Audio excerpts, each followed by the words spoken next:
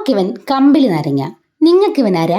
ആരായാലും ശരി, കുട്ടനെ കട്ട് ചെയ്യാൻ നല്ല സ്കിൽ ആവശ്യമാണ്. എനിക്കത് ആവശ്യത്തിൽ അധികമുള്ളതുകൊണ്ട് തന്നെ ഞാൻ സൂപ്പറായിട്ട് കട്ട് ചെയ്തെടുത്തിട്ടുണ്ട്. കഴിക്കുന്നതിനെക്കാളും കമ്പിളി നാരങ്ങയെ കാണാനാണ് എനിക്കിഷ്ടം. നല്ല മുത്തുപോലെയുണ്ട്. ഇതിങ്ങനെ കാണുമ്പോൾ എനിക്കൊരു പാട്ടാണ് ഗൈസ് ഓർമ്മ വരുന്നത്.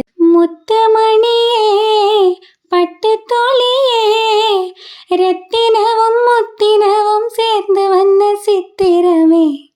ഞാനൊരു സംഭവം തന്നെ. ബൈ ദ ബൈ, ടോപ്പിക്കിൽ നിന്ന് നമ്മൾ വ്യതിചലിച്ചു. നമ്മളിന്ന് ഉണ്ടാക്കാൻ പോകുന്നത് കമ്പിളി നാരങ്ങ ജ്യൂസാണ്. അതുണ്ടാക്കാൻ പിന്നെ പ്രത്യേകം ആർക്കും പഠിപ്പിക്കേണ്ട ആവശ്യമില്ലല്ലോ.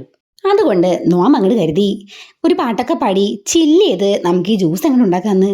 വാവ്, ഈ സ്ലാങ്ങും എനിക്ക് നന്നായിട്ട് വഴങ്ങും. ഞാൻ നേരത്തെ പറഞ്ഞില്ല ഗൈസ്, ഞാനൊരു വലിയ സംഭവമാണ്.